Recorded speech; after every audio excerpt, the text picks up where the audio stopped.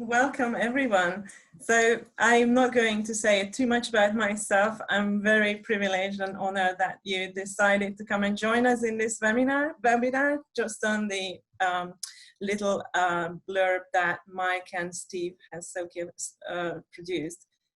They have noticed an article in the FT written by Gillian Tat, in which Gillian talked about COVID-19 as an event we still need to understand from a cultural anthropological viewpoint.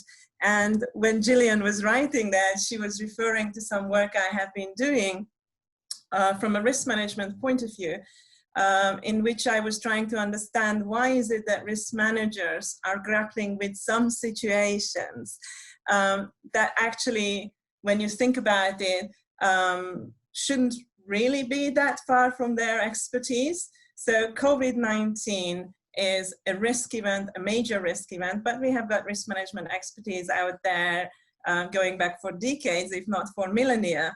Why is it such a baffling event for many risk managers that I know?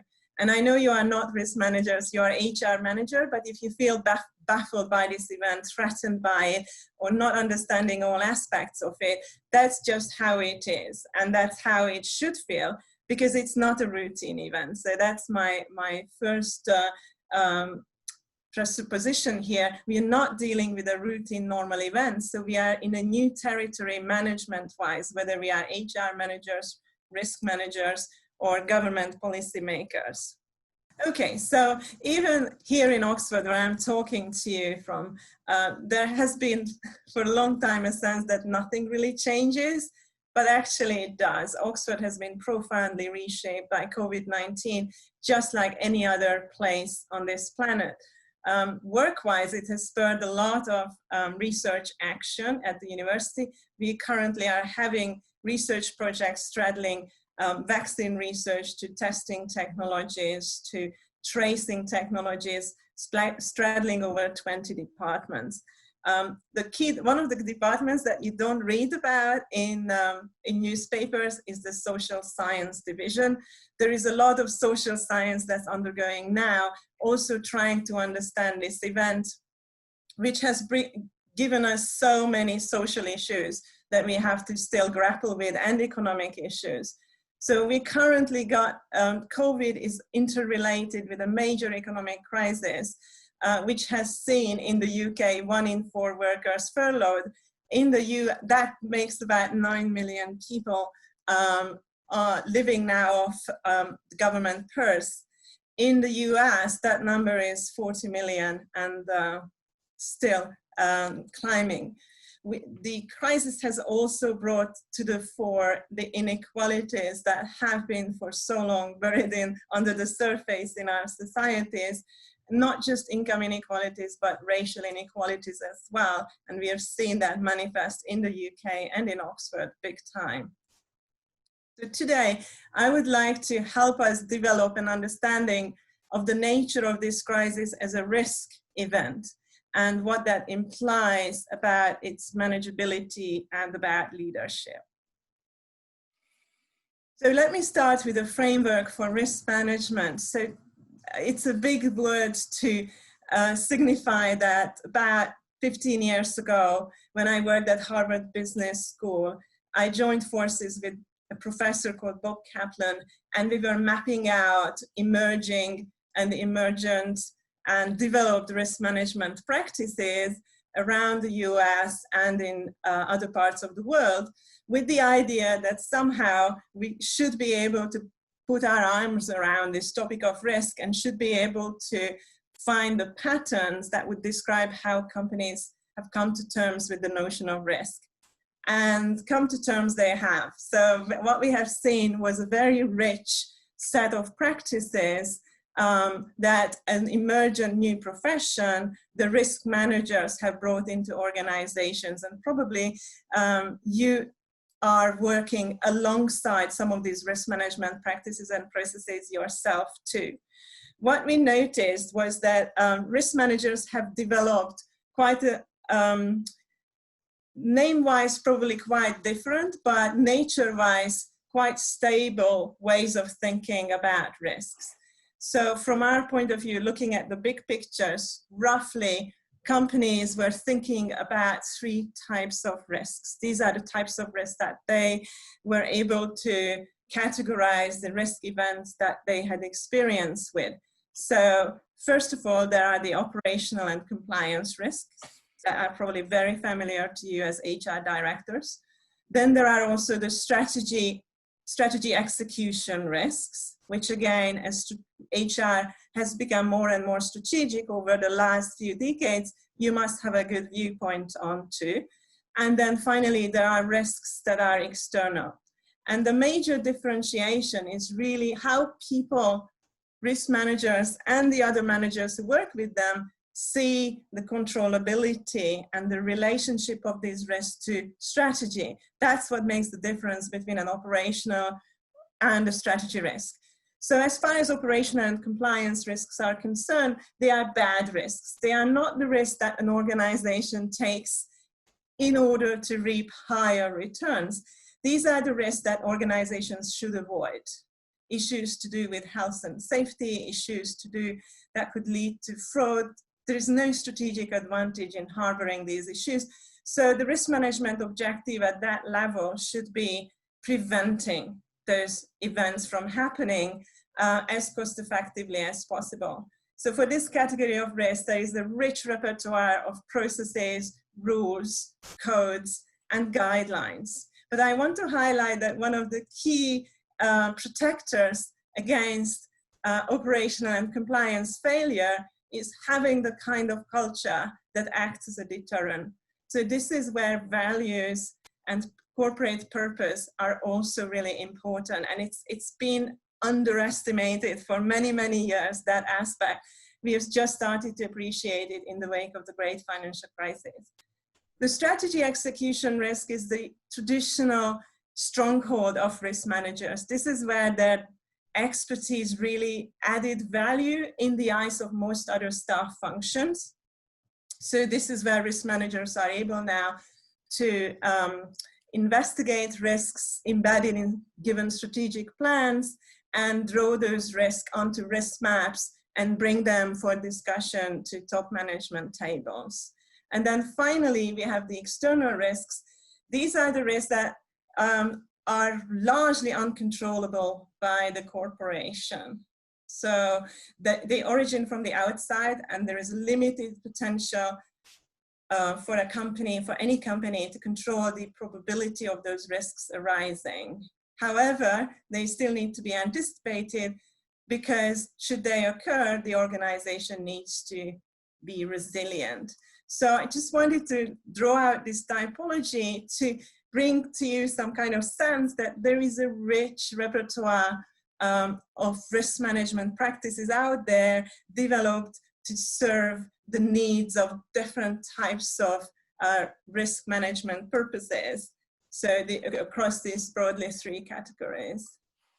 And I just wanted to highlight that there is one underappreciated element, and I'm emphasizing it again because I'm going to come back to it, the role of mission and value statements, not just as labels and corporate whitewashing, but also as living and working management guidelines. So how is COVID-19 different from all those other risks that companies normally log in their risk maps? Some would say it's not that different, because we have had thought about epidemics before. The world have had experiences with epidemics time and again, even over the last decade. However, I would argue with probably many of you that this is different in a number of important ways. We actually haven't seen anything like the like of this event that would warrant, that would allow you to actually have thought about this in advance. So it's not something that we find on risk maps. Why not? So if you look at that chart, one of the things that completely first springs out is this is really a truly global epidemic. It's not concentrated on the Middle East or South Asia or Toronto, where we have seen similar outbreaks before. It's spreading the world, and it's still spreading and growing around the world. The second thing about it is we don't see how it's going to end. There is no end game to it yet, which is why we don't have a strategy for how to deal with this. So it's novel in profound ways, which makes it a challenge for anyone who has worked with routine risks before. Let me just go to the next slide. So I don't know how many of you would have had a pandemic on your risk maps and logged that pandemic into the red area, but I would still argue that your assessment of that risk would have been constrained by the nature of events we have seen before, which were much more localized in nature. This one is something that baffles risk managers because of the following. This is not routine. So risk managers are really good at dealing with risks that we have had some experience of, that can inform us about how to assess the probability of the event and the impact of this event. And when you look at what risk managers do in the space of all risks, risk managers are actually operating in the bottom left-hand corner of that space that I charted there, surrounded by an axis, the axis of uncertainty. So when we start thinking about of a territory where the uncertainty of the risk event is beyond our known territory, we are in a completely new world for which we cannot be and cannot have been prepared. And this is the space that COVID-19 has pulled us into. This is the reason why many risk managers and the managers that they talk to are feeling baffled by the situation. This is why we haven't got pre-cooked playbooks for this event. So in that novel space, what do we find? Over the years, we have experienced some of these novel events, which we now started to categorize into 3 types. The first one is black swans. So black swan events are things that the likes of which we have never seen before. The second one is perfect storms. So perfect storms are not fundamentally novel.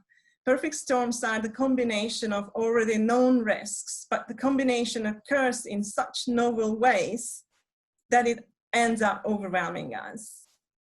And the third one is mega risks. So again, mega risks are not new, they look familiar, but when they occur on a scale or at a speed that is completely overwhelming to us.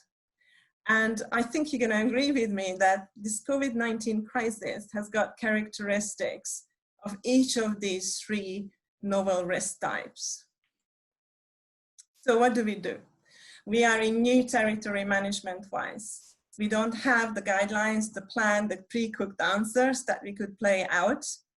What we have is the challenge to learn about this in real time under incredible stress. And I think that's that stress you have been experiencing over the last 4 to 5 months. So this is not normal management. This is crisis leadership time. And COVID-19 is now our new normal. We don't know how long we're gonna be operating in this mode. It's probably temporary, but an indefinite period for now. So what do we do in this situation? We are looking to our leaders. What could we expect our leaders to do? The first thing is we really have to adjust our expectations about the role of leaders and leadership at this time. The last thing we should expect leaders to be able to do is to give us answers about questions like, when is it going to end? They cannot know because the nature of the event is that we cannot know. However, we can expect leaders to act out certain processes that allow us to cope and muddle through this event, and to give us the inspiration and strengths to do that. So there is one principle that applies here and we would like our leaders to adhere to. It's called the Stockdale Paradox in the leadership literature. James Stockdale was an American fighter pilot in the Vietnamese War who was shot down over North Vietnam and subsequently spent 7.5 years in a prisoner of war camp. he was college educated, and as his plane was going down and his parachute was going down with him, he remembered what he learned about Stoic philosophy and decided that this is all going to be in the mind. Whatever happens to him is something that he can control with his mind. One of the things he noticed in the prisoner of war conditions is the futility of hope, of this is going to end by Christmas. People who were living in false hope just broke and ultimately ended up mentally and physically broken. He spent 7.5 years in that camp telling himself and his men, as he was in an officer position, two things. One was always an honest and brutal assessment of the reality that they were living in. He didn't try to sugarcoat it. The second thing was he found a narrative which allowed people to believe that there will be an end to this. He gave a realistic basis for hope. So this is what we should be expecting our leaders to do. And if you look around, leaders in politics, in governments, in public institutions, and in your own corporations, you probably will be finding people who are doing this better and less so. The second thing that leaders can do is to initiate a process that allows them and everyone around them to learn about this kind of event. This is why the government has got a COBRA team, and I expect every corporation by now has got a COBRA equivalent oversight group, an incident management team or a COVID management team, whose role is to oversee this event as a whole. In that role, their role is not to give answers, but to ask the right questions and identify the areas of expertise that they need to constantly or subsequently, sequentially consult in order to find the next move forward. Then comes what in the crisis management we call an iterative, agile problem-solving process. Now, unlike the traditional decision-making process, in crisis management mode, we don't start with the objectives. We don't start with the alternatives that are open to us and trying to find the best one. In crisis management mode, we start with values. We start with values and priorities, because that's the one thing that we can hang on to. We don't know much about the event that is surrounding us, but we can know what our core values are and what our priorities should be and what we are trying to protect today. And perhaps we're going to protect other things tomorrow, but we have to have this clarity around priorities. Then with the situational understanding that the working group with expert consultation can develop, we can come up with some options that allow us to make temporary decisions and temporary compromises about what we're going to do next in this situation. And having chosen what seems to be the best action today, we can't just sit back and say, now we're going to execute on this and it's business as usual. No, from then on comes a very rigorous assessment and reassessment process.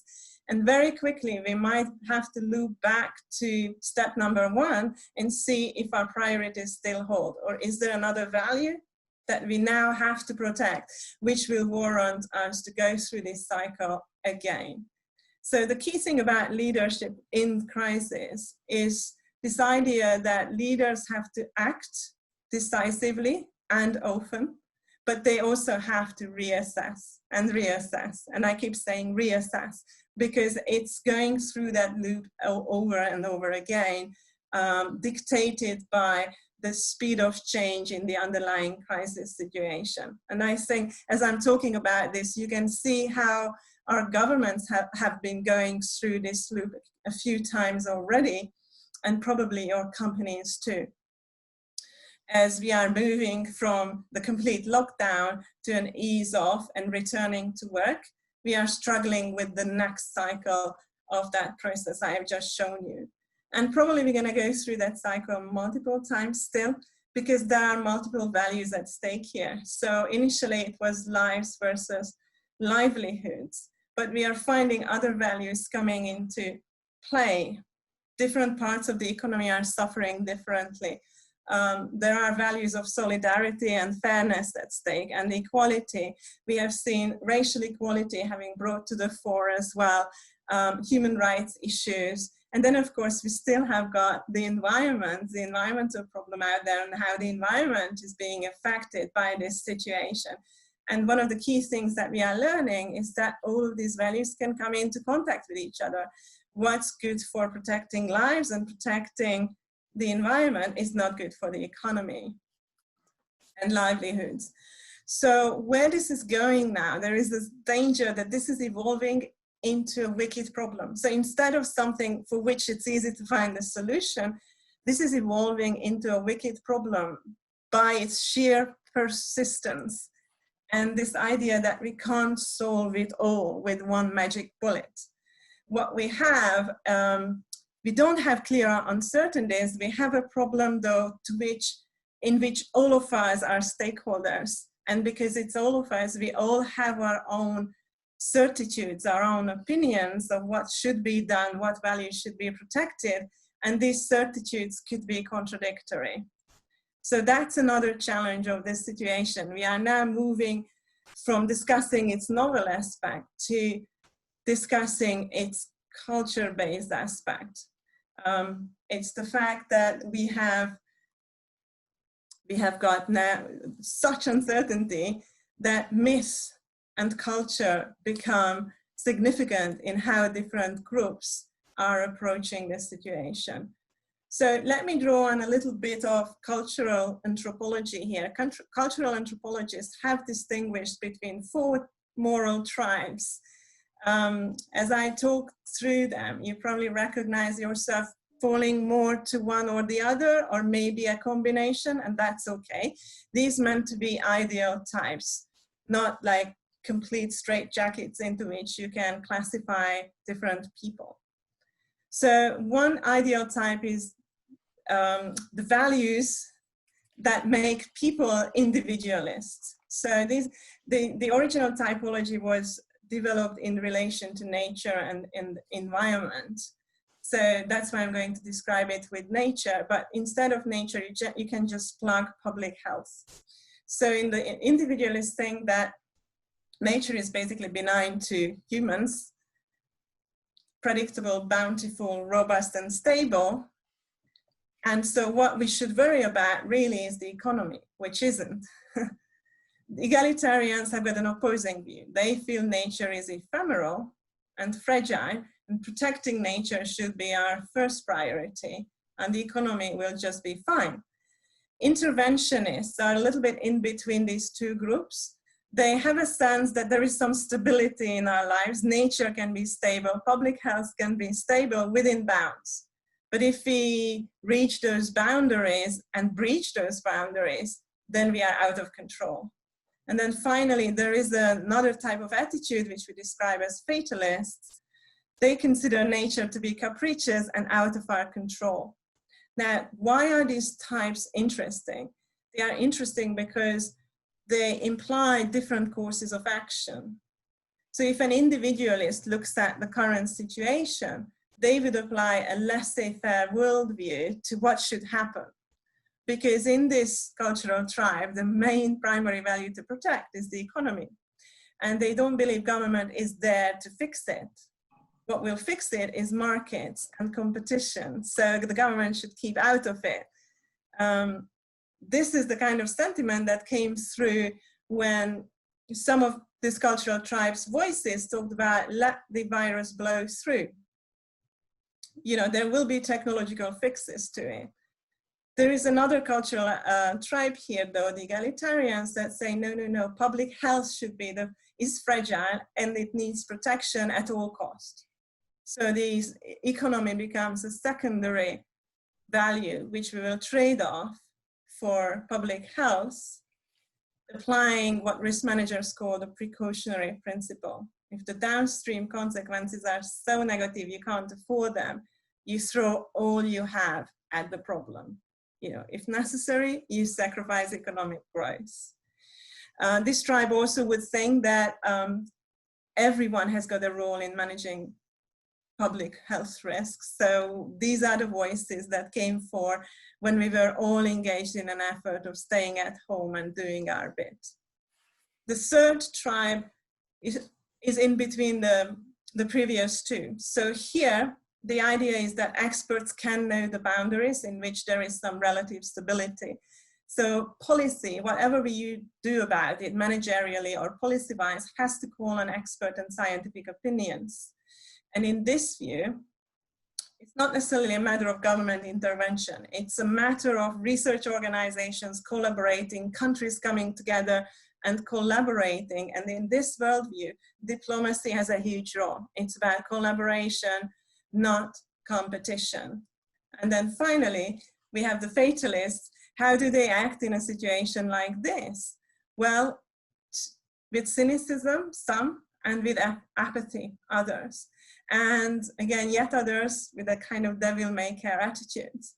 And that's just how the cultural makeup of some people is, and has come to the fore again, as we saw it in scenes on the Bournemouth page a couple of weeks ago. So the existence of people with that attitude is a challenge for all the other tribes who are trying to make policies and need to bring the fatalists with them too for those policies to work.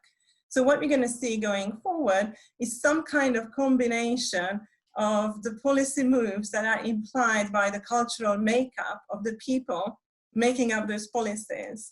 What makes it so difficult is that each of these groups have got a piece of the truth. They each have got something valid to say about it, but their views are contradicting each other. So this essential contestation is part of the makeup of the situation. Now, there is some social science research here in Oxford that suggests we shouldn't walk away from this. This is not necessarily a bad thing. Out of contest and conflict, good things can come as well. If we apply a guiding principle that was formulated here by the philosopher Isaiah Berlin, try to minimize the extremes of suffering. Then we can arrive at temporary compromises, patches to the situation, until such a time arrives when the uncertainty is sufficiently reduced so we can come up with lasting solutions. Now, the last 5 minutes, I would like to talk a little bit about how those patches and solutions could come actually up, not down from the top from experts, but they could be coming up in organizations from the employees themselves. So giving voice to employees in situations like this is very important. And this is what my current research is showing. I've been doing a long-term study with a Swiss public organization that has initiated a process which many of you might be familiar with, a genuine, anonymous, if need be, low threshold communication process in which employees can speak up about the issues that would prevent them from adhering to the priorities, to the core values of the company that they hear being talked about it around them. So if a company is safety first, what are the issues that frustrate the safety first principle to actually come to life in operations? And the reason why this case study is so relevant, I conducted this in an electricity industry company where safety was a huge issue.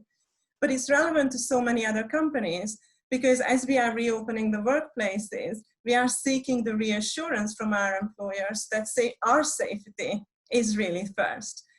But to be reassured and to make sure that those patches and solutions are in place to ensure our safety, it's really important to give voice to the people who are concerned in this, voice to the silent majority, who doesn't actually need to speak up if the boss says no. But given that we are in new territory, we need to hear from those people. Some of those voices will just saying, I don't feel safe in this particular office room. Others will be saying, what if we do this instead of that? So out of these communications can new ideas spring and come to the fore. There is another reason for us to encourage speaking up processes at this time of this crisis. this crisis overlaps with another movement, the purposeful corporation movement. There are increasing calls on companies to build back better, to become purposeful organizations, not just to care about their short-term profitability, but to genuinely commit to serving other stakeholders, including their employees, including the natural environment, the communities they operate in, and future generations. So if that is to mean something, then we need some new governance and control processes in place. So board directors will likely to want to know what is actually going on in operations. We need that honest dialogue. How do you get it? You don't get it just by corridor conversations. You do need to initiate some processes, as did Swissgrid, that allow that voice to bring up. So I asked the chief risk officer at Swissgrid, whose picture you see there, how did you do this? Well, you need a triage team, you can organize it internally, you pay a software license, and that's it. And what do you get? You get some efficiency improvements, but the most important thing at this time for them is to show that they are indeed a purposeful company and they really mean it when they say safety first. So to close this, the challenge we are facing today is not just a learning and innovation challenge. It's a challenge of us accepting that clumsy solutions and temporary compromises are the new norm. And they are okay. They are not routine management, but they are okay. And this really is just a challenge to the imagination. And what helps these temporary compromises to emerge is a kind of trust put into the people, talking up from the bottom, and once they are given voice. And then people in the decision-making positions can entertain this multiplicity of values and navigate them with some honesty and credibility. So finally, it's not just a challenge to the imagination, but the challenge to our own intelligence as well. And as F. Scott defined intelligence as the ability to hold two opposed ideas in mind, the 21st century test to intelligence is the ability to hold just many opposed ideas and values in mind and still retain the ability to function. On that note, I'm going to close, and I'm happy to take questions. That was outstanding, and you kept the time brilliantly. So, you know, so many questions, so many things to talk about there, but just want to give your Harvard Business Review article a plug. This was written some time ago, but I think, did you say you've reissued it? Right, so the original article was written in 2012 on managing risks, but yeah, 8 years later, it got reissued in a series called HBR's Top 10 Reads, and they reissued it both in the risk management compilation and in the strategy compilation. Yeah. But it's about novel risk is a new article that's going to be published in the November issue of the Harvard Business Review. But you have in front of you a group of practical comp and bends managers, HR directors, and whatever else. And you know, your categorization of preventable, strategy, and external. How do you think that might apply to them? What could they do with that? Mm-hmm. I think it does apply to HR because HR has also gone through a similar process as risk management. Initially, it was an administrative function focused on writing policies and making sure that organizations adhere to the law, the employment law, and so on. But over time, it became a much more strategic function that has to understand the strategy of the organization in order to resource the workforce, the employees, with the right skill sets and capabilities. So it's very much a strategic voice at the table, and the risks that HR people identify are part of the universe of strategic risk that an organization has to manage. And of course, HR has got a unique stance on external risks because they still have to look at external new regulations or changes in the demography or changing in the skill set of people around them that could affect the organization. So I think HR has a voice in all of those three types of risks. Okay, thanks for that. Can we open it up for some questions now? Who's first?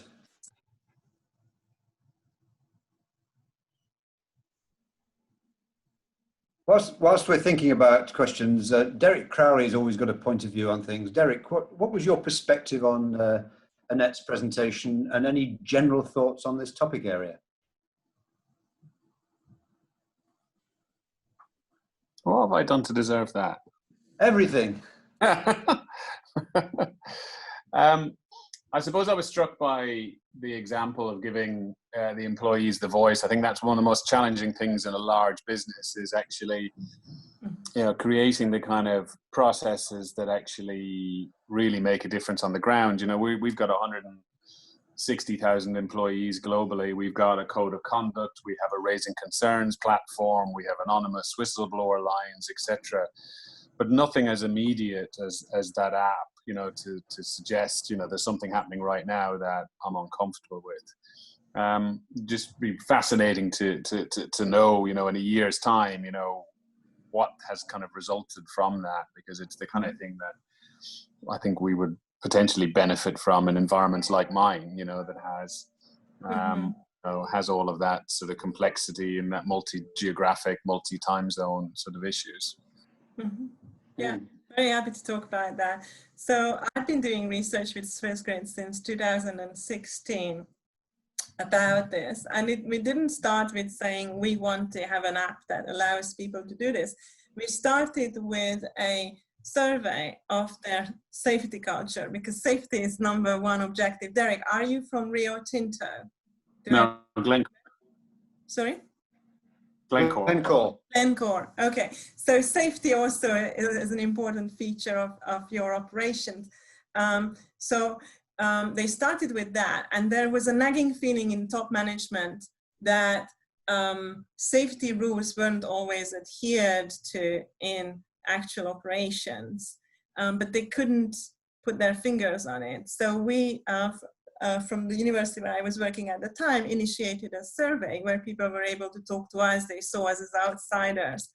And we found that indeed what was going on, even though management has a philosophy, safety first, service delivery second, and cost third in this company, employees on the ground and also on those power lines in the air felt that the cost pressures were so high in this organization that in order to deliver the service, they had to shortcut on safety measures time and again.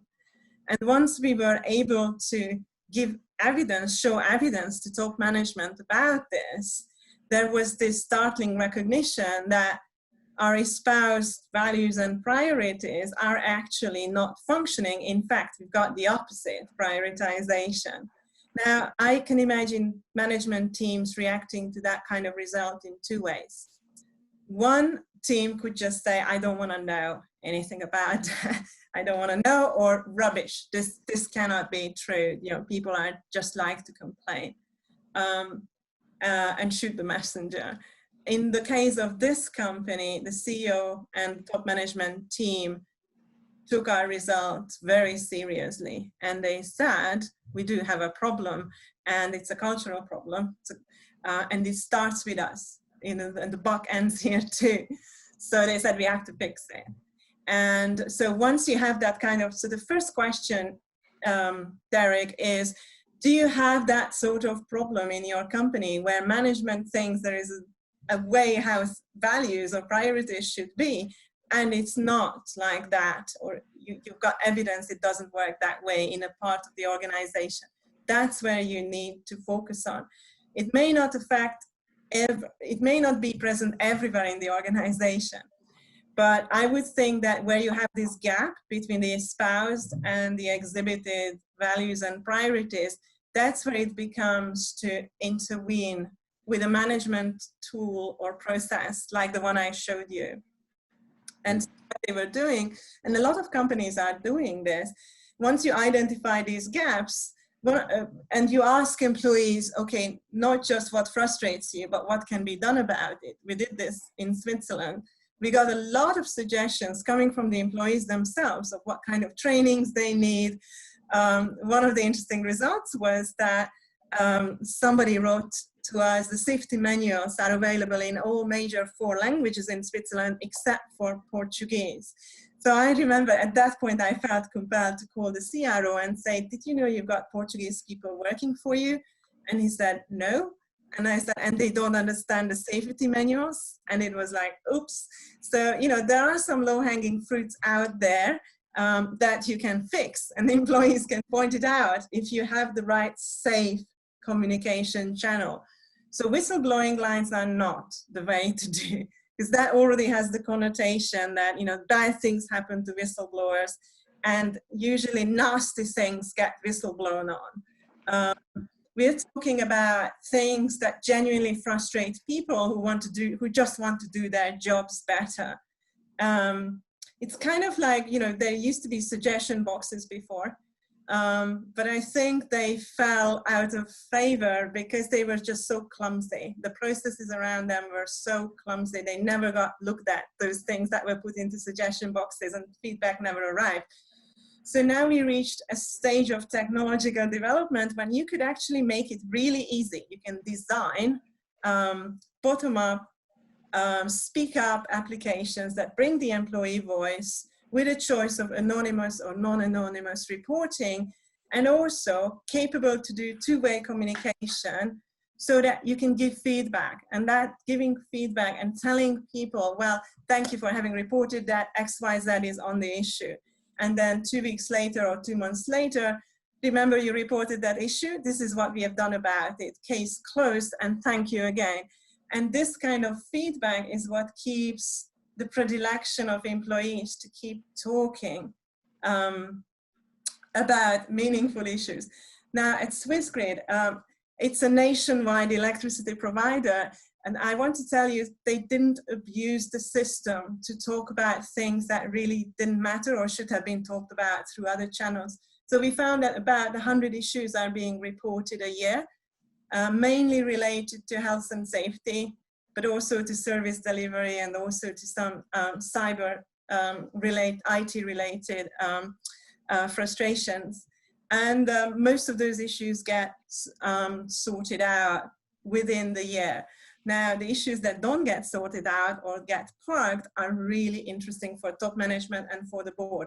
So they got to this point that the chairman of the board, that gentleman I showed you, is now asking in board meetings, not about what management has fixed, but what are the outstanding issues in the restore conversation that management still hasn't fixed. And then they can point, oh, you're telling us safety is number one. This safety issue has been outstanding for more than 90 days. Why is that? Now we can have an interesting conversation, and not about knocking the management down like you're incompetent, but saying what stops us from taking care of this thing? Is that a resource issue? Do we need to hire new people? Do we need to invest in a new process, and so on? So you can have a constructive conversation. So that's what's happening in the wake of that tool. It's not just a reporting app. What came with it is this whole control process and action and follow-up and feedback that keeps it alive and meaningful. Thanks, Anette. That's very, very good. Thanks, Derrick, for the question. Other questions? Comments? Jane, how's life in Bunzl? Life in Bunzl is, I guess, like lots of places, we've got a mix of people around the world, so it's very different in different parts of the world. And I guess what I thought, whilst you were talking, it's different in different parts of the world, and people's view of the risk, etc., is therefore different. But also life in Bunzl is very different. We operate in a number of different sectors. So some of our parts of business are very busy by virtue of this pandemic in terms of the types of products we supply. And some parts of our business are very quiet and are in, you know, those people that are furloughed and because there isn't work to be done. So then again, your view of risk and how you deal with it is different again. And I think it is just so multifaceted in terms of your individual perspective, your experience over the last 4 months, whether you've been continuing to go into work and deliver goods and services, or whether you've been at home either working from home or not working, and therefore your appetite to do things. I think the think the thing I was thinking, the quote at the end about being able to hold all those things and then understand, you know, what you might say to people, how you might talk to people. But we're doing some of the things that people, you know, we've been talking about in terms of trying to get a bottom-up approach and listen to people and, you know, do, you know, a combination, I guess, of practical things in terms of understanding what people's practical concerns are and how we can address those, but also trying to understand how people feel. Mm-hmm. So, you know, for example, we're due to run some leadership programs that involve people getting together from around the world, and I'm responsible for those. And we've gone out to people to say, practically, do you think you could travel in a few months' time? And how do you feel about doing that, even if practically you can do it, so that then we can build a picture. And I think it's very time consuming, but I think that is what you have to do in order to make it work. And also in order to act on your values, if employees are really important to you, then this is really a time to empower their voices, because everyone is, approaches this risk, you know, the public health aspect of this. There is no universal risk perception for it. We have just very different circumstances. You might be shielding somebody at home. You might be all by yourself and actually don't feel much risk around you. So these different attitudes come with different predilections to when a company opens its door and says, now you all come back. Yeah. And I think it's really important not to alienate any of the workforce who actually feel very exposed, but still they want to contribute. So it's just a question of working out how to make it work under the COVID-19 normal, because it's still not back to normal. No. And I think your point at the beginning about there is no end, it makes it very hard for people to, you know, I guess we're, you know, I'm generalizing for 19,000 people, we're pretty practical, pragmatic, like to get on with it, like to have a solution. So, you know, I think we have some kind of cultural issues there with, well, what are we going to do? You know, and sometimes it isn't necessarily what we're going to do. And then you're, you know, for types of people, of course, then sometimes just don't understand why somebody else from the other point of view is very concerned about something that appears very small, like you say, if you don't think that's a risk to yourself. So, So what you can do is educate people around it. And I for me, it was quite an epiphany when I read about these cultural types, because this is how I started to get to terms with people who had such contradictory views about things that I had, and I couldn't understand where they are coming from. And what we need to understand that they are coming from equally valid cultural backgrounds that are just different from us. They are just arguing from different premises. And as Ian McEwan, the writer, says, we are a quarrelsome species. That's in our DNA. So we just have to try to live with that pluralism rather than try to shut it down and shut voices out and just bulldoze everyone over who don't agree with us.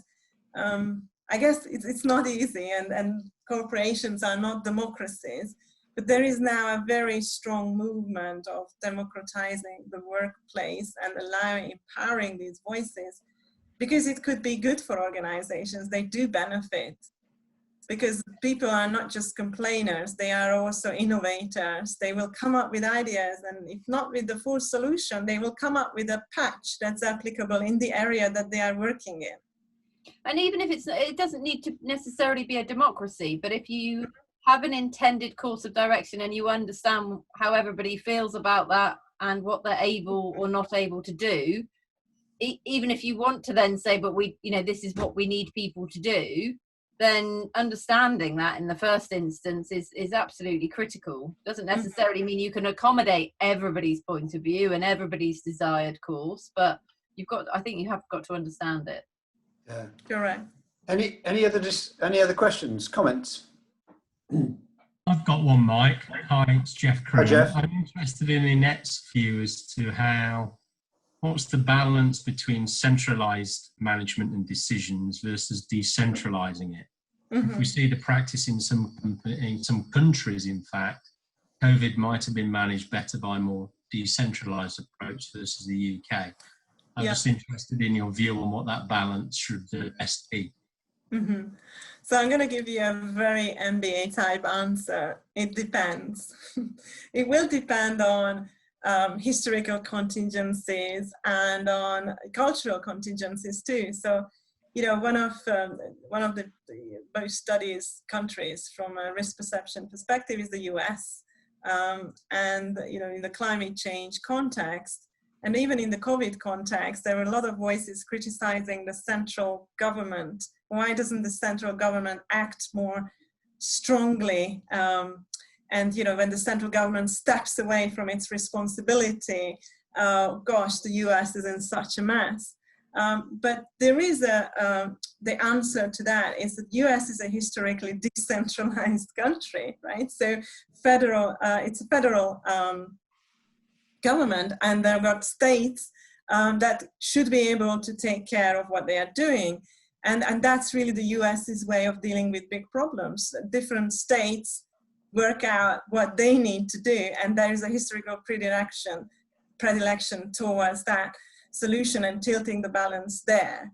So you could say that, you know, on climate, Trump has stepped away from it, but California has stepped up on it, and several other states are following suit. So from a climate perspective, I'm not that skeptical about the US as most people when I see states acting, because the states can be very powerful in that area.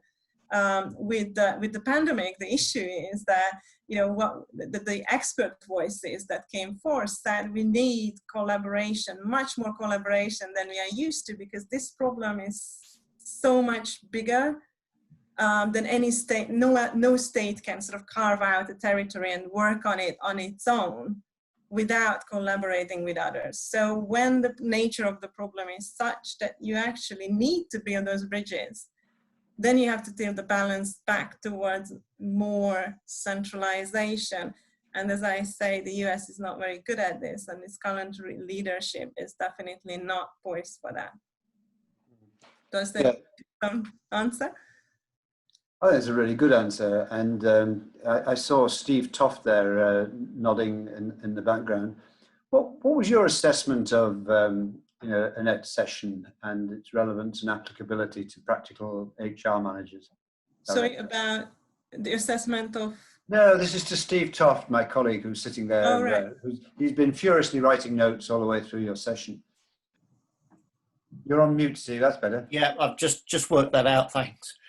I found that really interesting. Just one question, Annette. What's the, because I was sitting there like everybody else, I think, trying to identify which tribe I belonged to. And I think I decided I was an interventionist. That sort of feels most like me. But what's the sort of empirical basis for these tribes? Do we ever feel for how big they are, and whether the majority of people fall into one or the other? Yeah, so they come from research on cultural anthropology and how different people perceive different risks differently. And right. The empirical evidence for it is from surveys. I'm just going to admit Derrick Crowley, who is a bit late, I think, but could sit with us. Yeah, so the surveys, for example, they come up with an issue like the seatbelt issue. Do we need to, should we wear seatbelts, you know, road risk? And then you find that when you survey people, they come out in these rough 4 categories. And then you do the climate risk perceptions. And again, you see differences. And I think there is quite a lot of empirical evidence suggesting that the types hold. But what makes it so difficult is that I could be an interventionist vis-a-vis climate, but I could be an individualist vis-a-vis wearing seatbelts. I see. Okay. My own predilection towards different types of risk could differ. So yeah, that is the difficulty, which is why I think risk management has a role in framing issues for people. That's why I call the app that we developed for Swissgrid Risk Talks. So risk management has a role, or somebody who understands that at the heart of big disagreements, there are risks that need to be framed in a way that people can relate to them. And how you do that is not by just looking for threats. You have to look for the values at stake. You have to look for what is at risk before you figure out what's threatening that thing. So a very useful framing in these situations, in pluralistic situations, is what is it that we want to protect? You know, the situation has got many stakes. Right now, what is the stake we're talking about? Okay. I think we're, any more questions before we conclude? Any final thoughts, views?